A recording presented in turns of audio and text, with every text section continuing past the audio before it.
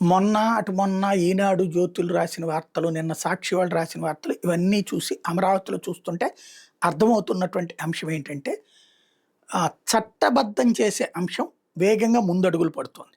అయితే ఇక్కడ వాళ్ళు సాక్షి రాసింది కరెక్టే, ఈనాడు, జ్యోతి రాసింది కరెక్టే. ఈనాడు, జ్యోతి రాసిన దాని ప్రకారం న్యాయశాఖ ప్రిపేర్ అయిపోయింది ఇచ్చేయడానికి. కాపోతే ఈలోపు వాళ్ళకి అనుమానం వచ్చింది. 2014 నుంచి రాజధానిగా పెట్టడం ఎట్టా కుదురుద్ది? అది విభజన చట్టంలోనే ఉంది కదా! నేను ప్రస్తావించా. అప్పుడు నెక్స్ట్ 2024 జూన్ 3వ తారీఖు నుంచి పెట్టుకోవాలి. జూన్ 2 నైట్ 12 గంటల నుంచి. ఎందుకు?